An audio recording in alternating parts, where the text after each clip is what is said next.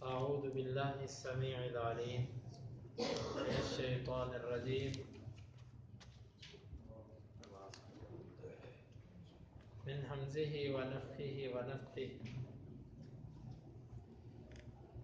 ولقد أرسلنا إلى ثمود أخاهم صالحا أن اعبدوا الله فإذا هم فريقان يختصمون قال يا قوم لم تستعجلون بالسيئة قبل الحسنة لولا تستغفرون الله لعلكم ترحمون قالوا طيرنا بك وبمن معك قال طائركم عند الله بل أنتم قوم تفتنون وَلَقَدْ اور البتہ تحقیق ارسلنا ہم نے بھیجا الہ کی طرف ثمود اخاہم ان کے بھائی صالح ان کے اعبدو تم عبادت کرو اللہ کی فَإِذَا پس اچانک ہم وہ فریقانی دو گروہ تھے یختصمون جو جھگڑ رہے تھے قال کہا انہوں نے یا قومی اے میری قوم لما کیوں تستعجلون تم جلدی طلب کرتے ہو بالسیئہ برائی کو قبل پہلے الحسنتی اچھائی سے لولا کیوں نہیں تستغفرون تم معافی طلب کرتے اللہ سے لعلکم تاکہ تم ترحمون رحم کیے جاؤ قالوا انہوں نے کہا اطیرنا ہم بدفالی لیتے ہیں بکا تجھ سے وبمن اور ان سے معاک جو تیرے ساتھ ہیں قال انہوں نے کہا طائرکم تمہارا بدفالی لینا عند اللہ کے ہاں بلکہ انتم تم ہی قوم ایسی قوم ہو تفتنون جو آزمائی جا رہی ہو وَلَقَدْ أَرْسَلْنَا ثَمُودَ إِلَىٰ ثَمُودَ أَخَاهُمْ صَالِحًا ہم نے قوم ثمود کی طرف ان کے بھائی صالح کو بھیجا ان اعبدوا اللہ کہ تم اللہ کی عبادت کرو فَإِذَا هُمْ فَرِيقَانِ يَخْتَصِمُونَ اچانک وہ دو گروہ بن گئے جو جھگڑ رہے تھے قال یا قوم لما تستعجلون بالسیئة قبل الحسنة انہوں نے کہا میری قوم کس لیے تم جلدی کرتے ہو برائی کے لیے اچھائی سے پہلے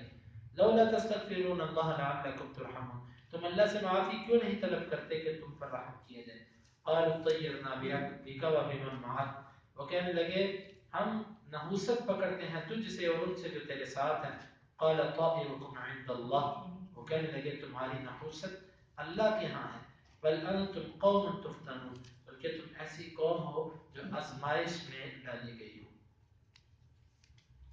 یہاں سے اللہ رب العزت نے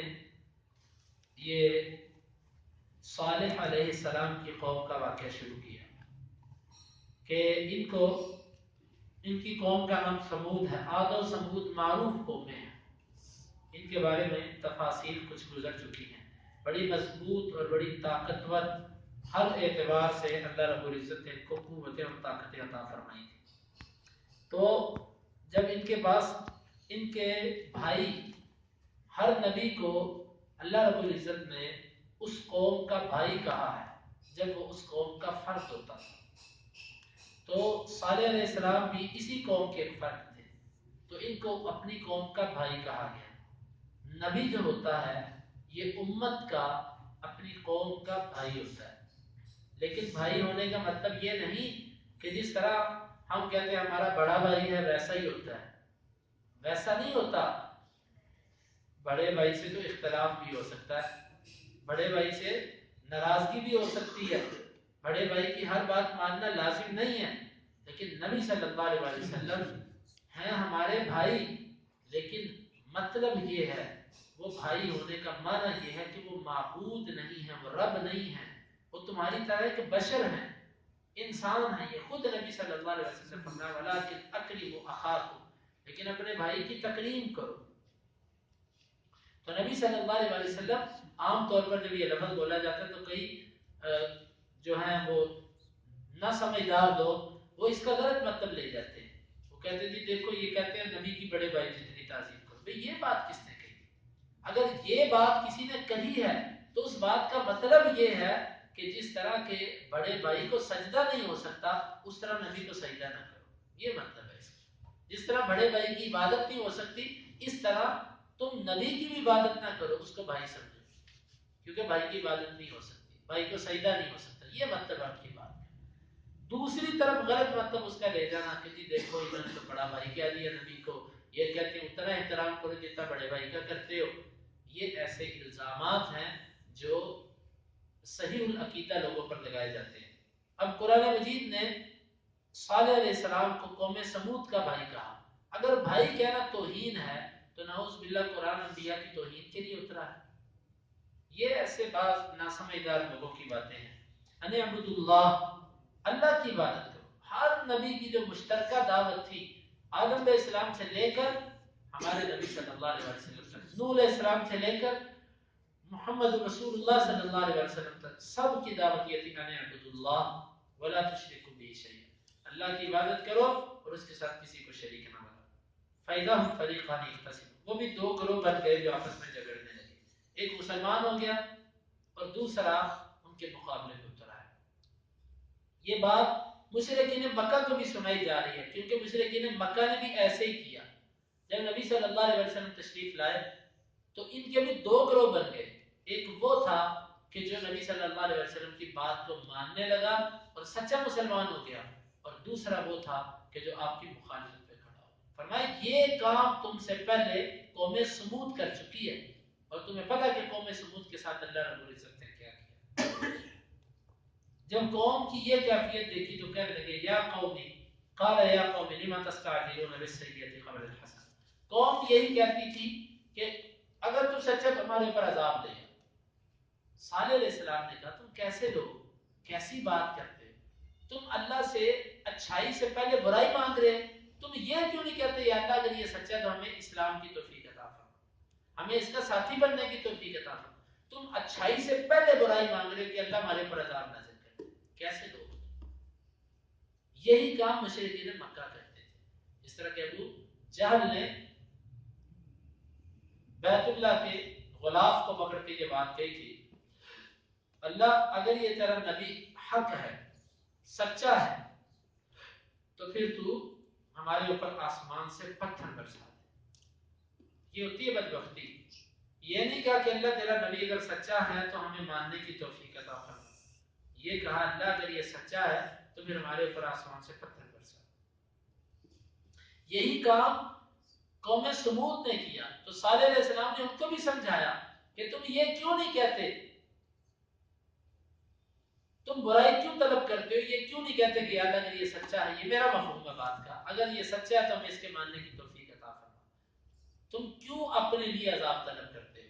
یہی کام مشرکین مکہ نے کیا نبی صلی اللہ علیہ وسلم کے ساتھ، لولا تستغفرون اللہ لعلکم ترحمون، تم اللہ سے معافی کیوں نہیں طلب کرتے، معافی مانگو اپنے گناہ۔ بعض دفعہ نہیں بلکہ یہ اصول ہے کہ نیکی کی توفیق نہیں ملتی، کیوں نہیں ملتی؟ کیونکہ انسان اپنے گناہوں کی معافی نہیں مانگ رہا ہوتا، پہلے کے کیے ہوئے گناہ رکاوٹ بن رہے ہوتے ہیں، اس کی معافی نہیں مانگ رہا ہوتا۔ تو فرمایا تم معافی کیوں نہیں مانگتے، تمہیں سمجھ آ جائے گی دین، تم معافی مانگو اللہ تعالیٰ سے اپنے گناہوں کی، تمہیں خود بخود سمجھ آ جائے گا کہ تم کیا کر رہے ہیں۔ کیونکہ ایمان کے ساتھ انسان کو بصیرت ملتی ہے اور ضد اور ہٹ دھرمی کے ساتھ انسان کی عقل بند ہوتی ہے۔ قالوا طیرنا بک، اب یہ قوم کا جواب آگے سے سنیں، انہوں نے کہا جا یار تو اپنا کام کر، اطیرنا بک وبمن معک، ہم تجھ سے اور تیرے جتنے ساتھی ہیں سب سے ہم نحوست پکڑتے ہیں، بدفالی لیتے ہیں، مطلب ہمارے اوپر جتنی سختیاں آ رہی ہیں نا یہ سب تمہارے مولویوں کی وجہ سے، یہ سب تمہارا کیا دھرا ہمارے آگے آ رہا ہے، ہمارے کاروبار میں خرابیاں، کبھی ہمیں کہتے ہو ایسے ایسے کاروبار کرو، ہمارے رزق کے اندر کمی آ چکی ہے، کہتے ہو یہ چیز کھاؤ یہ نہ کھاؤ، یہ جو ہمارے اوپر مصیبتیں آ رہی ہیں یہ سب تمہاری وجہ سے آ، تم نعوذ باللہ منحوس لوگ ہمارے معاشرے میں جس کی وجہ سے ہمارے اوپر بھی یہ وبال آ رہا ہے۔ اطیرنا بک وبمن معک قال طائرکم عند اللہ، انبیاء کی جماعت، انبیاء کے جو جوابات ہوتے ہیں نا یہ انتقامی جواب نہیں ہوتے، بڑے بردباری والے، تحمل والے اور بڑے صبر والے اور بڑے گہرے جوابات ہوتے ہیں۔ فرمایا طائرکم عند اللہ، تمہاری نحوست اللہ کے ہاں، مطلب اس کا پتہ تمہیں اللہ کے پاس جا کے چلے گا، اللہ کے پاس جا کے تمہیں پتہ چلے گا، یا مطلب کہ تم ہمیں کہتے ہو منحوس، ہم نہیں، ان اللہ، اللہ کے ہاں اصل منحوس منحوس ہوتا ہے، اور اللہ کے ہاں ہم منحوس نہیں ہیں، تم منحوس ہو اللہ رب العزت کے ہاں۔ طائرکم عند اللہ، تمہاری نحوست اللہ کے ہاں ہے، بل انتم قوم تفتنون، یہ جو تمہارے اوپر آزمائشیں آ رہی ہیں، تم آزمائے جا رہے ہو، تمہارا امتحان لیا جا رہا ہے۔ جب بھی کسی قوم پر اللہ رب العزت کوئی نبی بھیجتا ہے، دین کی دعوت کے لیے مواقع میسر کرتا ہے، یہ اس قوم کا امتحان بھی ہوتا ہے کہ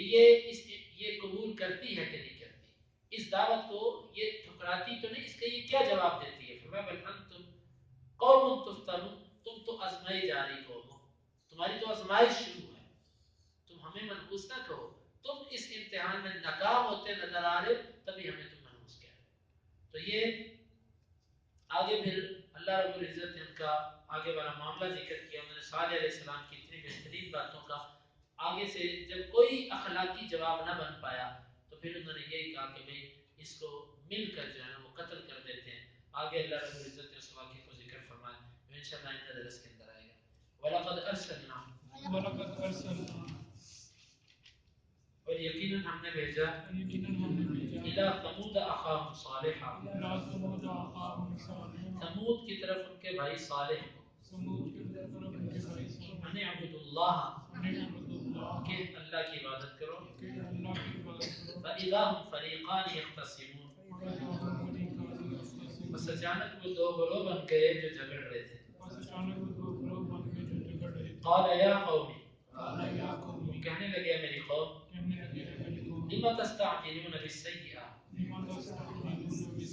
کس لیے تم جلدی کرتے ہو برائی کے ساتھ، قبل الحسنہ،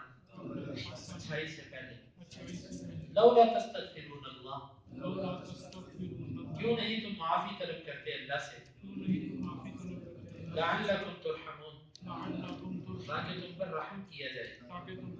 قالوا طیرنا بک، انہوں نے کہا ہم نحوست پکڑتے ہیں تجھ سے،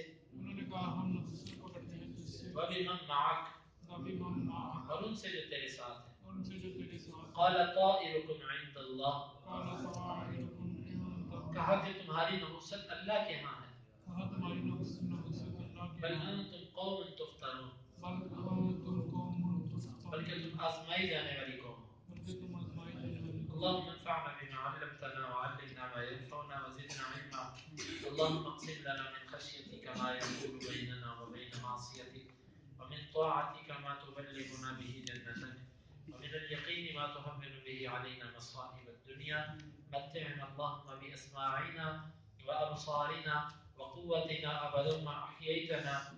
واجعله الوارث منا، واجعل ثارنا على من ظلمنا، ولا تجعل مصيبتنا في ديننا، ولا تجعل الدنيا أكبر همنا ولا مبلغ علمنا، ولا تسلط علينا من لا يرحمنا، وآخر دعوانا